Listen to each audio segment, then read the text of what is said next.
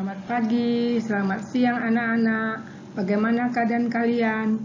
Semoga kalian sehat dan senang bisa bergabung ke dalam keluarga besar SMA Negeri 28 Jakarta. Baik anak-anak, saya akan memperkenalkan diri terlebih dahulu. Ada pepatah mengatakan, tak kenal maka tak sayang. Don't judge the book by its cover. Nama saya Risma Elvi Sinaga, lahir 15 November 1962 di Medan. Alamat saya Jalan Bignonia 1, Blok B4, nomor 36, RT 002, RW 010, Perumahan The Royal Residence, Cakung, Jakarta Timur. Terima kasih. Kalian akan memperkenalkan saya lihat melalui absen ya, Nak. Terima kasih.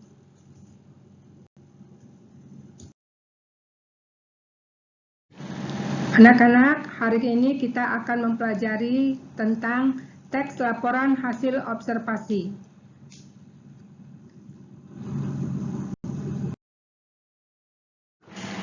Pengertian dari laporan hasil observasi adalah berita atau informasi yang dibuat berdasarkan pengamatan. Berdasarkan pakar Kosasi menyatakan bahwa teks laporan hasil observasi mengemukakan fakta-fakta yang diperoleh dari hasil pengamatan, bukan hasil imajinasi. Hal ini menegaskan bahwa yang diungkapkan dalam laporan hasil observasi adalah sesuatu yang terjadi. Aspek atau ciri kebahasaan dalam teks laporan hasil observasi adalah 1. Kata serta frasa, frasa verba dan nomina. Jenis kata dan kelompok kata atau frasa yang dominan digunakan dalam sebuah teks laporan hasil observasi adalah verba atau kata kerja dan nomina atau kata benda.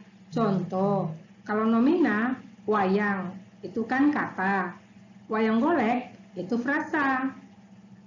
Verba, contoh verba, menetapkan, itu adalah kata. Sudah membagi, itu frasa. Kedua, afiksasi. Dalam kegiatan berbahasa, kata yang digunakan dan dapat berupa kata dasar atau kata bentukan. Kata dasar adalah kata yang belum mendapat imbuhan, pemajemukan, dan pengulangan. Kata bentukan adalah kata yang telah mendapat imbuhan, yang dikatakan afiksasi. Pengulangan dikatakan reduplikasi, dan pemajemukan ketika digunakan. Kata yang mendapat proses pengimbuhan dapat berubah jenis. Misalnya, kata berjenis verba dapat berubah menjadi nomina jika mendapat imbuhan. Contoh, kata minum itu verba mendapat imbuhan an menjadi minuman. Itu dikatakan nomina. Fungsi laporan hasil observasi dimaksudkan untuk memberitahukan atau menjelaskan suatu kegiatan yang dilakukan. Hasil observasi terhadap suatu objek juga dapat berfungsi untuk memberitahukan kepada pihak berwenang atau terkait suatu informasi. Selanjutnya, informasi tersebut dapat dijadikan sebagai dasar penyusunan kebijakan. Contohnya adalah teks laporan observasi kerusakan lingkungan. Itu temanya. Selain itu, banyak teks laporan hasil observasi yang dapat dijadikan bahan informasi untuk berbagai kepentingan. Teks laporan hasil observasi secara umum juga berfungsi sebagai alat pendokumentasian suatu objek atau suatu kegiatan. Ini adalah bentuk struktur teks laporan hasil observasi. Kalau yang pertama itu, bagian pertama pernyataan umum, yang dikatakan dengan kata lain adalah definisi umum.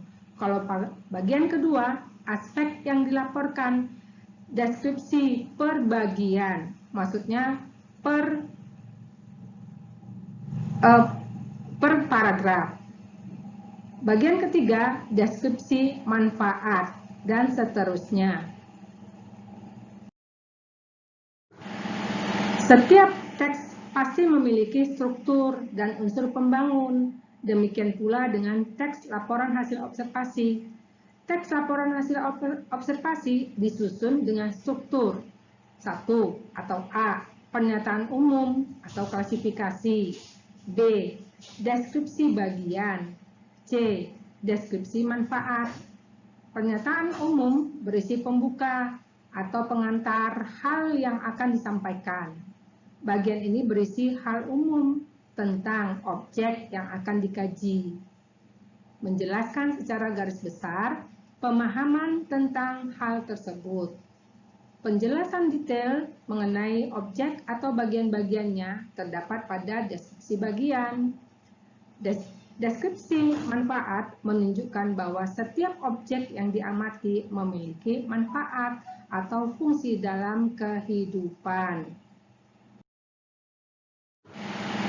3. Kalimat definisi dan kalimat deskripsi. Kalimat definisi yaitu kalimat yang menggunakan verba definitif, dan kalimat deskripsi yaitu kalimat yang menggunakan verba sebagai deskripsi. Contoh kalimat definisi yaitu wayang adalah seni pertunjukan yang telah ditetapkan sebagai warisan budaya asli Indonesia. Kenapa dikatakan definisi? Karena memakai konjungsi adalah. Masih banyak konjungsi yang belum disebutkan di sini. Contoh kalimat deskripsi adalah wayang ini terbuat dari kulit kerbau yang ditata dan diberi warna sesuai dengan kaidah pulasan wayang pendalangan. Diberi tangkai dari bahan tanduk kerbau bule yang diolah sedemikian rupa dengan nama cempurit yang terdiri atas tuding dan gapit. Kalimat simpleks dan kompleks. Kalimat yang hanya memiliki satu klausa disebut sebagai kalimat simpleks atau biasa disebut pula sebagai kalimat tunggal. Contoh kalimat simpleks adalah ada beragam jenis topeng di museum ini. Anak-anak, kalau dikatakan satu klausa adalah yang terdiri dari setidak-tidaknya memiliki subjek dan predikat, tapi boleh melebihi itu. Contohnya di sini, tadi ada beragam jenis topeng di museum ini. Jadi di sana PSK, predikat, subjek, keterangan. Nanti kamu yang menentukan yang mana predikat, subjek, dan keterangan. Kalimat kompleks atau kalimat majemuk adalah kalimat yang memiliki dua atau lebih klausa. Kalimat kompleks dibagi menjadi dua macam, yaitu kalimat kompleks atau majemuk setara dan kalimat kompleks atau majemuk bertingkat. Kalimat majemuk setara memiliki dua klausa yang setara dalam satu kalimat, sedangkan kalimat majemuk bertingkat memiliki klausa ganda yang tidak sama atau berada di bawah fungsi utama suatu kalimat. Contoh, kelelawar aktif pada malam hari, tetapi tidur pada siang hari. Ini dikatakan kalimat setara. Dia memakai kata konjungsi tetapi. Kenapa dikatakan setara? Karena dia sejajar. Misalnya, kelelawar aktif pada malam hari, tetapi tidur siang hari, jadi masih sejalan. Kedua, keberadaan The Topeng tidak dapat dipisahkan dengan Museum Angkut, karena kedua tempat ini berada di satu tempat yang sama, kalimat majemuk bertingkat. Kenapa dikatakan kalimat majemuk bertingkat? Antara kalimat pertama dengan kalimat kedua, dia kalimatnya tidak sejajar, ya. Berikan beberapa informasi mengenai teks laporan hasil observasi. Sekarang kita akan membentuk kelompok diskusi tentang pembahasan teks laporan hasil observasi. Setiap nomor absen ganjil, kelompok 1 yaitu nomor 1, 3, 5, 7, 9, tugasnya membuat video pautun tentang pembahasan teks laporan hasil observasi, yaitu definisi para pakar, ciri, struktur, dan manfaat. Kelompok 2, nomor 11, 13, 15, 17, 19, cari teks laporan hasil observasi, lalu tentukan pernyataan umum atau klasifikasi. B. Tentukan deskripsi bagian. Dan C. Tentukan deskripsi manfaat. Kelompok 3, nomor 21, 23, 25, 27, 29, cara menentukan gagasan pokok, ide pokok, kalimat utama, berikan contoh kalimat dan penjelasannya. Kelompok 4, nomor 31, 33, 35, 37, 39, jelaskan tentang kata, frasa, klausa, kalimat, dan paragraf. Jelaskan dan berikan contoh kalimatnya. Setiap nomor absen genap, kelompok 5, nomor 2, 4, 6, 8, 10, tugasnya membuat video pautun tentang kebahasaan teks laporan hasil observasi, yaitu jelaskan tentang kata yang belum mendapat imbuhan, pemajemukan, dan pengulangan. Jelaskan dan beri contoh kalimatnya.